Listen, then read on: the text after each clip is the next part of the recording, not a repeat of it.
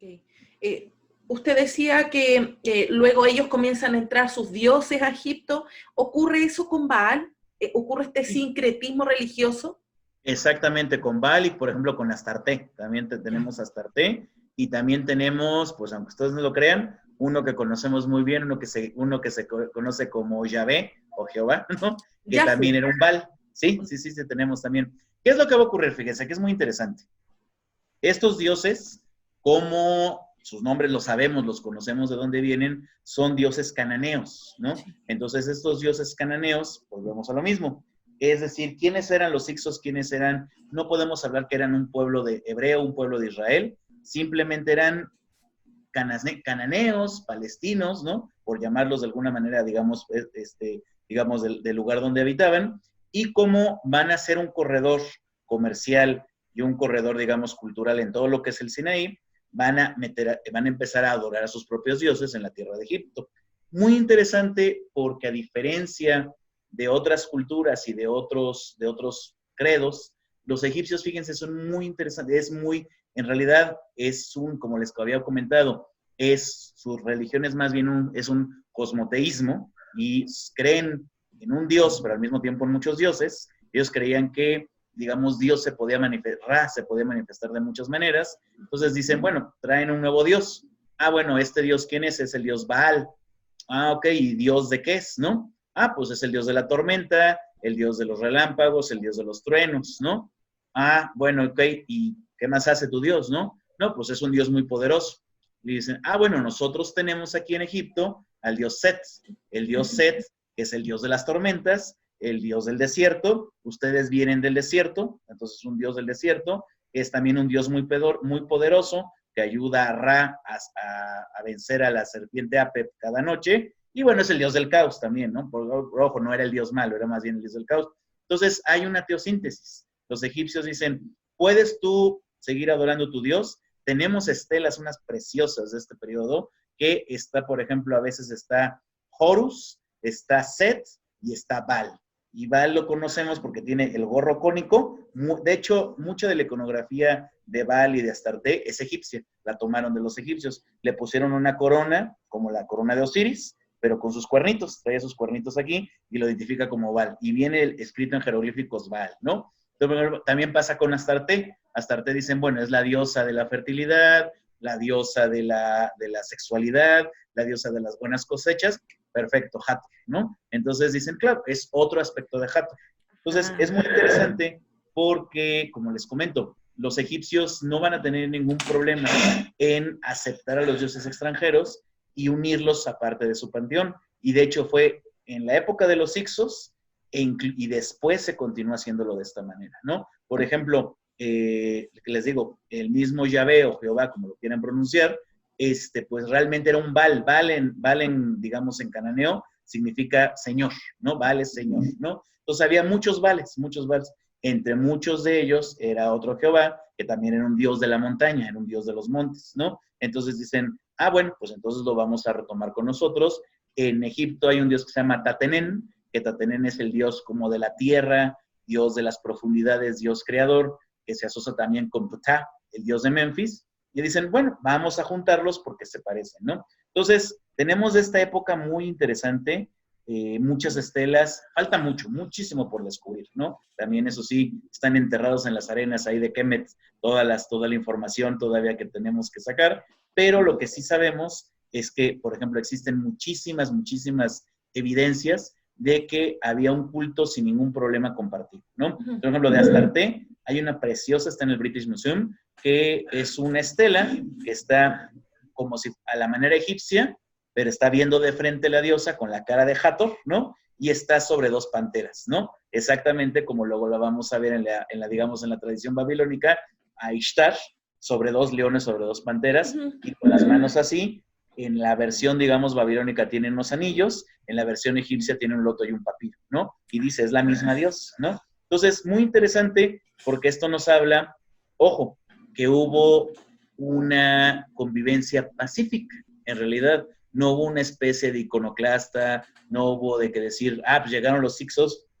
Esa es una visión que todavía tenemos de la historia hasta los 40, 50, basándonos en los textos egipcios, pero como todo historiador, los que son historiadores, seríamos tontos cualquier historiador de no juzgar a los textos. Los textos, las fuentes, claro, son fuentes primarias, pero siempre dicen lo que les conviene, ¿no? Es como si nosotros dentro de 100 años van a ver lo que está pasando con el coronavirus y van a decir que los gobiernos del mundo actuaron de manera ejemplar y que todo se solucionó gracias a nuestros presidentes, ¿no? Pues sabemos que no es así, ¿no? O sea, sabemos que eso no está ocurriendo en ninguna parte del mundo, ¿no? Pero eso es lo que va a ser la historia oficial. Ajá. El historiador, el arqueólogo, lo que tiene que hacer es, claro, tienes la historia oficial, pero también tienes muchas otras fuentes, y entonces, como vuelvo a lo mismo, ahí de diferentes fuentes contrastas qué es lo que está ocurriendo, ¿no? Entonces, claro, tenemos, como les comento, Reino Nuevo, ahorita que vamos a entrar a eso, tenemos una gran caudal de información que te dicen que los hicsos hicieron de las suyas y que destruyeron todo, pero en realidad no fue así. La evidencia material y sobre todo la parte religiosa, ahí es una cosa importantísima. La piedad popular, las estelas que nos hemos encontrado, los documentos, digamos, no oficiales, te hablan que está ocurriendo otra cosa y que en efecto son diferentes culturas que están conviviendo y están haciendo, digamos, hasta cierto punto, pues las cosas como mejor les parece. Tanto así sabemos que, por ejemplo, los egipcios del norte, una gran pregunta que siempre se ha surgido, bueno, ¿y por qué los egipcios del delta no expulsaron a los hicsos cuando empezaron a entrar? Pues porque estaban muy a gusto con ellos. O sea, dijeron, bueno, pues nosotros le pagábamos los impuestos al faraón, ¿no? Al poder central. Ahora llegan estos y probablemente les dieron más dádivas o les dieron hasta mejor nivel de vida y dicen, bueno, no, lo que nos piden es el mismo impuesto, la misma cantidad de grano y nos tratan igual o mejor. Lo único que pidieron es hacer un pequeño templito a Baal. Adelante, déjalos hacerlos, ¿no? O sea, no hay ningún problema. Porque eso, piensen siempre eso, ¿no? La gente común y corriente como nosotros, pues bueno, ¿qué es lo que buscas? Pues que tú y tu familia estés bien. Entonces, si tú tienes la seguridad de que tienes el pan todos los días, de que tienes todo, ya lo que hagan los otros no te importa nada, ¿no? Claro. ¿Ah? Retrocediendo un poquito con los dioses, me llamó siempre la atención el gorro de Osiris, que es largo y tiene como unas alas, lo usa también Anat, que es una deidad cananea. Exactamente. Muy bien, muy bien, muy bien. Anat también, y Anat, ojo, es una diosa también muy poderosa. De hecho, Anat retoma así tal cual la iconografía ahí esta diosa que se me acaba de olvidar, ahorita se los platico, es una de las hijas de Hunum, que es el dios carnero que abre las puertas del Nilo. Y muy interesante porque esta diosa, ahora se conecta la neurona, ella también es una diosa cazadora. Es una diosa cazadora y es también es de origen nubio, ¿no? O sea, el origen Snaith es la del norte. Bueno, ahorita recuerdo, ¿no? Entonces es muy interesante, ¿por qué? Porque exactamente esta corona se llama corona Atef, la corona Atef de Osiris, que también lo utilizan otros dioses, exactamente, también pasa en la iconografía del panteón cananeo. Entonces, esto nos habla que seguramente ya tenían una forma de representar a sus dioses, pero cuando llegan a Egipto, lo más probable es que los hicsos, estos pueblos semitas, hayan visto, pues literalmente, sí, ya tal derroche de iconografía y de cosas que dijeron, pues como cuando entras a una tienda, ¿no? Ay, mira, me gusta eso, ¿no? Eso me gusta para mi Dios, ¿no? Vamos a vestir al niño Dios de tal manera, ¿no? Le ponen la chambrita así, ¿no? Entonces dijeron, bueno, es la diosa. Probablemente eran dioses hasta cierto punto, me atrevo a decir, de representación un poco toscas, han de haber sido cosas de bronce o de madera, pero vieron la iconografía egipcia y dijeron, no, pues de aquí soy, ¿no? Aquí es lo que quiero poner. Entonces, a ver, mi diosa Astarte, mi diosa Astarte es de la sensualidad.